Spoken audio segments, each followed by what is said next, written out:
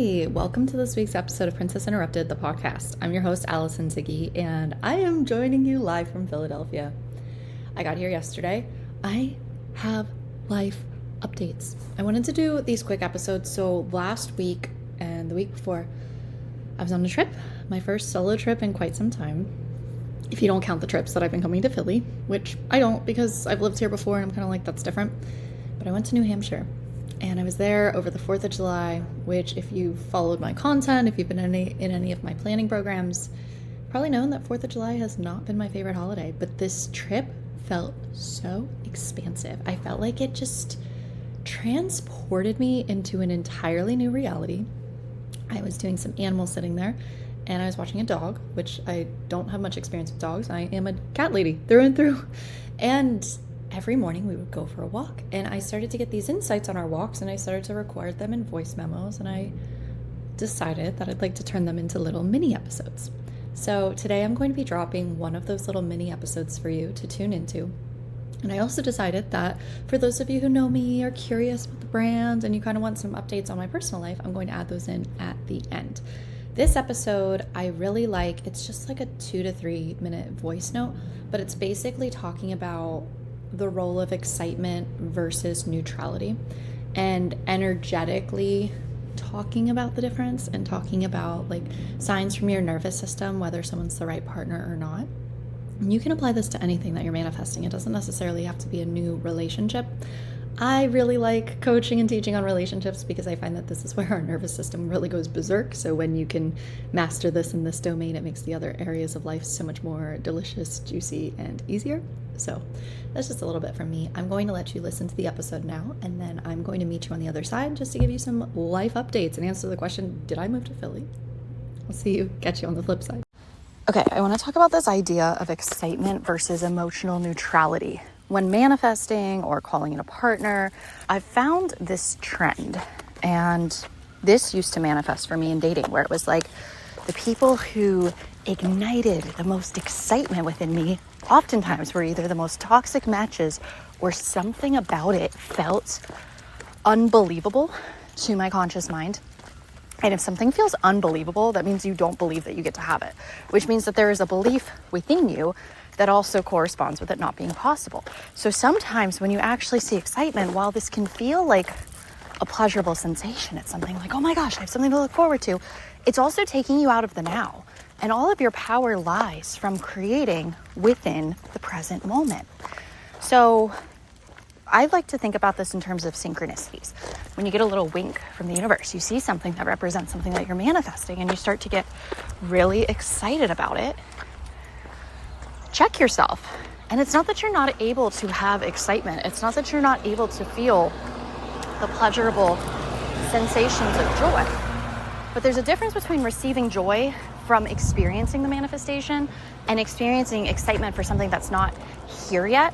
And one of the things that a lot of manifestation teachers talk about that is really powerful, really important, is connecting to how you're going to feel when the manifestation actually arrives. A lot of times when you actually manifest something that you've been wanting for a really long time, you're laying on the couch and your legs are over your soulmate, it feels so neutral. Like it feels like the most natural next thing that could possibly happen. So when you see something and you get really excited, there's something about it within you that believes that it's not quite possible. Again, this isn't bad. This is coming to your awareness so that you can shift it so that it becomes so natural, and start to ask yourself, like, what about me doesn't believe that I get to experience this? Like, where is there still doubt? Why does this light me so up? But you think about, okay, let's say that you're going on a trip. You're going to Europe, and you get that excitement when you're on the plane because you know it's about to embark. I think that maybe this is also partially why people say, I don't want to jinx it. Like, you don't want to get too excited before something actually happens because you don't want to get let down. But when you think about manifestation, and you think about like the present moment, when you're in this receiving energy, it's oftentimes very neutral.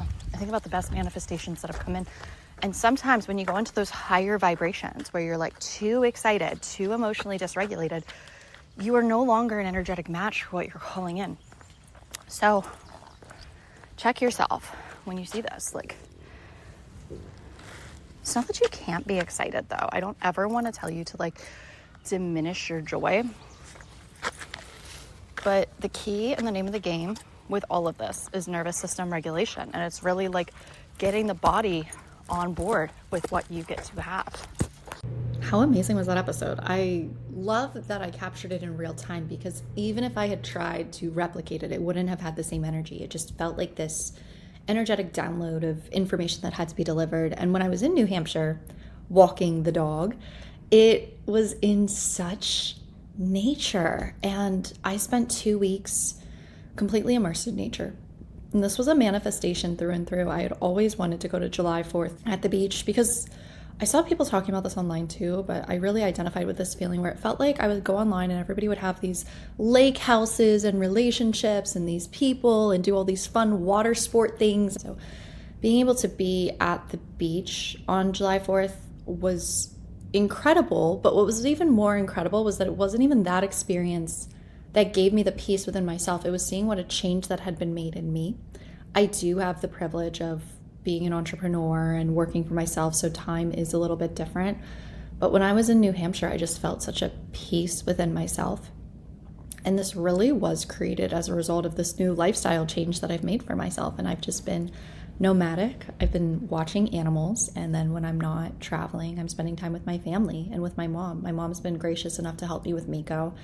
That has been the hardest part. I've been worried about kind of the perception of like, well, she has a cat. Why is she watching other animals? And I don't know. I don't think that it really helps to be like, well, I felt really bad about it, like for what it's worth. Yeah, that's something that really does make me sad. Like, I am sad that I have to be separated from my cat when I travel, but I also look at the flip side of the experience, and travel's always been a part of me, and I'm grateful that I can provide stability in the form that he can stay with my mom.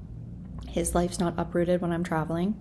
Honestly, the changes that I've made in my life this past year have just improved all of the problems that I previously had. And the sense of peace that I feel in my soul comes from taking just aligned actions after aligned actions. Now, if you were to sit and be like, Allison, what's your like big picture plan? Like, how long are you going to do this? How long are you going to keep traveling? As long as it feels good. And I trust myself enough to know that when the next step reveals itself, I'll trust it. But right now, I'm not feeling called to settle down to another city, even if there was an opportunity to move to New York tomorrow. I just feel this urge to explore and travel and go to new places, and seeing how free I felt being in New Hampshire, where it was a place that I never would have considered going on my own, a place I never would have had an opportunity to visit. And as Philly, it's like so loud here. I'm sure you can hear it on the recording, but it felt like this piece of myself that's been able to be recovered as a result of the path that I've taken. And I don't want to paint this picture that like I left my corporate job and I started my coaching business and everything just fell into place. It didn't. Like, in all honesty, my life fell apart before I feel like I finally got to this place where all that was left was me.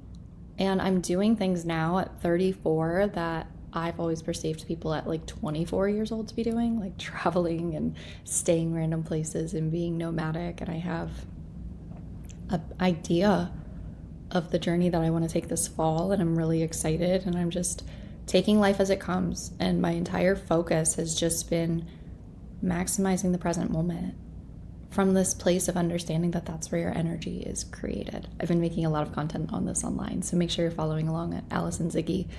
I also make content on TikTok and YouTube, so you can check me out. Or maybe that's where you're watching, because I upload this to YouTube. I will be in Philly for 5 weeks this summer. I'll be doing an animal sit, and I used to live here, but it feels very karmic clearing, next level version of me. I am going to attempt to start dating. Nothing has really transpired yet.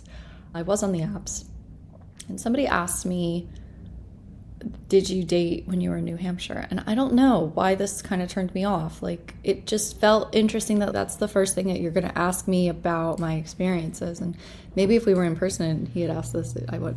But I mean, I read energy, so obviously the energy, I was like, is this guy like wanting me to say yes? Is that like what would make him feel good? Or like I didn't, but I don't know that he deserves to know that. So I don't know. Hasn't necessarily been a fruitful endeavor as of this point yet. But that's also okay. I have no expectations on timing. And my number one thing right now is I also don't want to lose myself in the context of a relationship, if I'm being like completely honest, because I know that I'm like coaching on dating and I can really help people within relationships. So it kind of feels weird to be sharing some of my own limitations and limiting beliefs. Like, I don't believe that partners have to hold you back. It's just in the past I have had relationships that I feel like held me back from, or I would like make my dreams smaller to match the relationship, and I just don't want that. Like, if I meet somebody, I want it to be either, I don't want to say a summer fling because I think that's a little bit more casual than my intentions actually are. Like, I'm not just looking for a fling or like that, but if it is a soul connection, like somebody who honors my desire to travel right now, or maybe there's even an invitation for them to hit the road with me. So I'm open is basically what I'm saying. Gosh, I've just made so much more content on like not rushing and trusting the process, and it's true. I don't think that you can miss what's meant for you, but I do believe that the inner work and the healing can make it a lot easier in the process of the unfolding, and like that you can't put a price on feeling the peace now, regardless on whether or not your desires are here. So I hope that you enjoyed this quick little episode. I hope that you enjoyed the backstory on my life. So did I move to Philly? I mean, not really, but I will be here all summer. I'll be here for 5 weeks. So I'm really looking forward to that. As far as where I'm going next, you'll just have to follow along to learn more about that. But I feel really excited about life. I feel really excited by life. I feel really supported by life, really taken care of. There's areas I'm still working through, but it just continues to get better and better. Like, I genuinely believe that every single day gets better and better. And even through these trips, I've been traveling to Philly and then I was going to New Hampshire. Each trip, it's this moment of just this present moment groundedness and rootedness where I don't want it to end. And I think that's what life is meant to be. Like, you don't hold on so tightly.